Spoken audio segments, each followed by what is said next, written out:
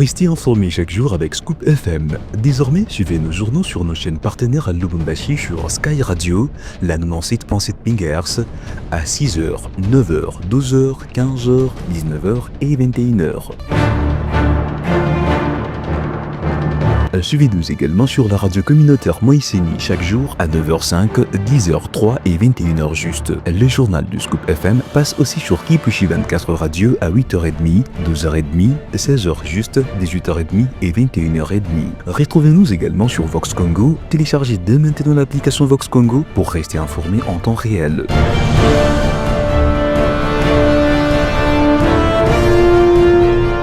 Scoop FM, suivez-nous sur notre page Facebook et sur notre chaîne YouTube pour tout savoir sur l'actualité locale, provinciale, nationale et internationale. Scoop FM, la neutralité réelle. La neutralité réelle.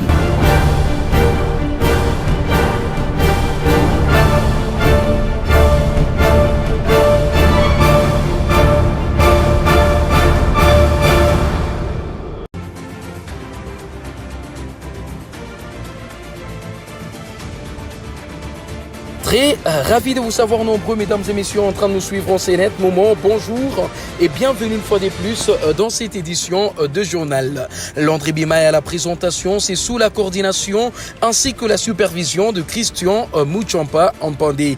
Un seul titre au sommaire de cette actualité, Otis Ngoma, confiant avant le choc RDC Zambie au CHAN 2024. Le sélectionneur des Léopards a pris, promet des solutions pour décrocher une première victoire cruciale dans ce groupe A. Et tout ça, c'est à suivre dans ce journal si seulement vous nous restez fidèles. Débutons ce journal avec cette actualité en bref. Volker Türk interpelle les parties au conflit dans l'est de la RDC à Genève. Mercredi dernier, 6 août 2025, le haut-commissaire des Nations Unies aux droits de l'homme, Volker Türk, a lancé un nouvel appel pressant à toutes les parties impliquées dans les conflits de l'est de la RDC. Il les exhorte à protéger les civils et à respecter pleinement le droit international humanitaire ainsi que le droit de l'homme. Il a également invité les signataires des récents accords de Doha et de Washington à honorer les engagements et à agir avec détermination pour faire cesser les violences. Malgré la signature d'un cessez-le-feu entre les gouvernements congolais et les groupes armés AFC M23, le progrès sur le terrain reste minime, suscitant une vive inquiétude quant à la reprise de pourparlers prévue le 8 août en vue d'un accord de paix global. On continue ces journaux encore en bref avec le procès Mutamba où plusieurs témoins ont été à la barre. L'audience a été renvoyée au 13 août. Le procès de l'ancien ministre de la Justice, Constant Mutamba, poursuivi pour détournement présumé de fonds publics, s'est poursuivi ce mercredi 6 août devant la Cour des cassations. Plusieurs témoins de la défense ont comparu, à l'exception notable de la première ministre Judith Suminwa. La plupart des intervenants, dont l'ex-ministre Rose Mutombo et le 2G du guichet unique Amissi Eradi, ont apporté des éléments à décharge. 2 juges initialement désignés ont été récusés pour partialité et remplacés dans la foule. La prochaine audience est prévue pour le 13 août prochain avec des possibles développements clés. Autre chose à présent, dirigeons-nous dans la province du Haut-Katanga où les anciens ministres, les députés ainsi que le membre du cabinet du gouvernorat promettent d'accompagner Mwana Mayo Martin Kazembe Choula, gouverneur intérimaire du Haut-Katanga. Ils apprécient sa vision après avoir partagé avec lui mercredi dernier 6 août 2025. Suivez. Ils sont soit anciens députés, soit anciens ministres provinciaux ou encore anciens membres de cabinet à avoir franchi ce mercredi 6 août 2025 la porte de la salle de banquet du gouvernorat pour une rencontre avec le gouverneur intérimaire du Haut-Katanga. Pendant plus de 2 heures, Martin Kazembe Choula a écouté ce notable Haut-Katangais et leur a fourni des explications sur la situation actuelle de la province qu'il préfère. Guilain Kenge Diachi, ministre honoraire des Mines et porte-parole de la délégation. Comme vous le constatez, ce sont des hautes personnalités de la province du Haut-Katanga, des notables, des leaders politiques, des leaders d'opinion qui sont venus voir leur frère, son Excellence le gouverneur de province, Martin Kazembe Choula. Ces autres personnalités sont venues voir leur frère pour s'enquérir de la situation, de l'état des lieux de la province qu'il dirige actuellement. Nous sommes donc venus le voir, l'écouter, connaître la vision de sa gestion de cette province, comment entend-il la gérer. Et nous avons été très contents d'apprendre de sa propre voix qu'il est dans la vision de son Excellence, le président de la République, chef de l'État, Félix Antoine Tshisekedi Tshilombo.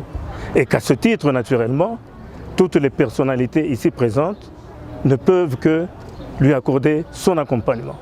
Voilà de quoi il était question lors de l'audience avec son Excellence, Monsieur le gouverneur de province. Ces leaders okatangais ont promis d'accompagner Martin Kazembe Choula dans toutes ses actions à la tête de la province du Haut-Katanga.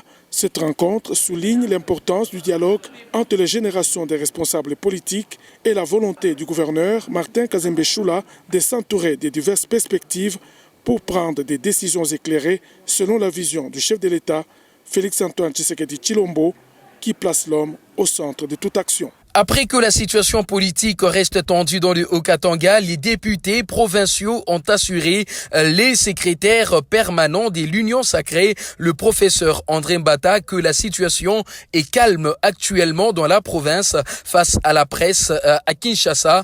Aucun commentaire n'a été fait sur les tensions politiques dans cette partie du pays. Et puis on continue ces informations avec cette actualité comme annoncé dans le sommaire Chan 2024, Otis Ngoma confiant avant le choc RDC-Zambie. À la veille de l'affrontement contre la Zambie, le sélectionneur des Léopards, Aprime Otis Ngoma, s'est montré optimiste quant aux chances de la RDC de décrocher ses premiers points au championnat d'Afrique des Nations lors de la conférence de presse tenue ce mercredi 6 août à Nairobi. Il a affirmé avoir trouvé les pistes pour contrer l'équipe zambienne réputée combative. Ce match prévu c'est jeudi 7 août compte pour la deuxième journée du groupe A où la RDC, 2 fois championne, est actuellement lanterne rouge avec 0 point. Otis Ngoma espère aussi pouvoir compter sur le renfort récemment arrivé de Kinshasa pour relancer son équipe. La victoire est impérative pour sortir de la zone rouge et rester en course dans une poule dominée pour l'instant par le Maroc ainsi que le Kenya. Le classement dans le groupe A se présente comme suit: le Maroc à 3 points plus 2, le Kenya 3 points plus 1, la Zambie quant à elle 0 points, tandis que la RDC quant à elle a 0 points et moins 1, et l'Angola dernier du groupe avec 0 points et moins 2. Place à présent à la revue de presse avec Gloire Diboué. Affaire Constant Moutamba, la Cour de cassation déclare sans objet la demande de récusation des 2 juges après leur retrait volontaire. Mesdames et messieurs, je passe les titres de RTNC Pensée dès que nous ouvrons cette revue de presse. Bonjour à tous et bienvenue. La Cour de cassation s'est prononcée ce mercredi 6 août 2025 sur la demande de récusation introduite par l'ancien ministre de la Justice Constant Moutamba à l'encontre de 2 magistrats impliqués dans l'instruction de son dossier. Cette requête a été jugée sans objet. Les juges visés Justin Kibamba et Thomas Ochudi s'étant spontanément déportés de l'affaire avant toute décision officielle. Poursuivis pour détournement présumé des 19 millions de dollars américains alloués à la construction d'un centre pénitentiaire à Kisangani, Constant Moutamba avait mis en cause l'impartialité des 2 magistrats, évoquant dans une note adressée au greffe une partialité manifeste et des intérêts personnels qui, selon lui, compromettaient leur neutralité. Mais avant même que la Cour n'ait statué sur la récevabilité de cette requête, les 2 juges ont décidé de se retirer d'eux-mêmes, rendant ainsi inutile la procédure des récusations.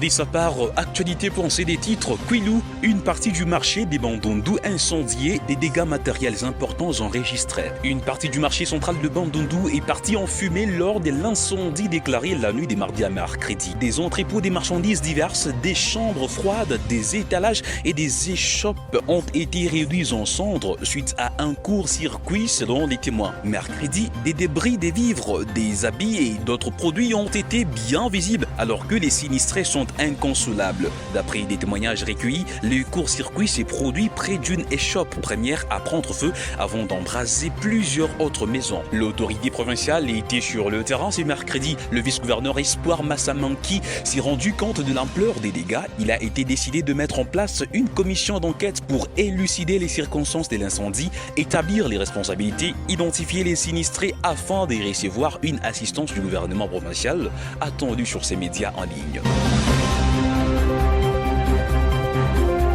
Mesdames et messieurs, ainsi prend fin cette revue de presse sur votre radio.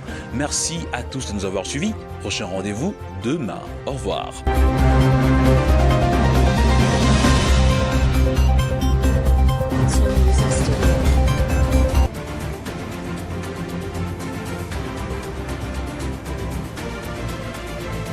Ainsi donc s'achève cette édition du journal. Merci mesdames, merci messieurs pour votre attention soutenue. Je suis Landry Bimaï qui était à la présentation. C'était sous la coordination ainsi que la supervision de Christian Mouchampan-Pandé. D'ici là, portez-vous bien et à très vite.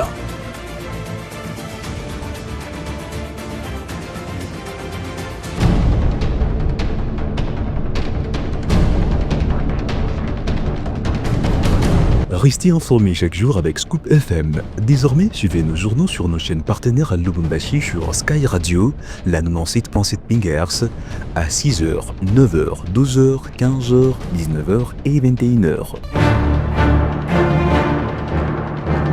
Suivez-nous également sur la radio communautaire Moïseni chaque jour à 9h05, 10h03 et 21h juste. Le journal du Scoop FM passe aussi sur Kipushi 24 Radio à 8h30, 12h30, 16h juste, 18h30 et 21h30.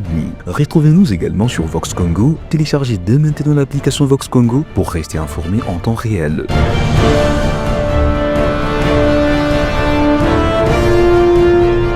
Scoop FM, suivez-nous sur notre page Facebook et sur notre chaîne YouTube pour tout savoir sur l'actualité locale, provinciale, nationale et internationale.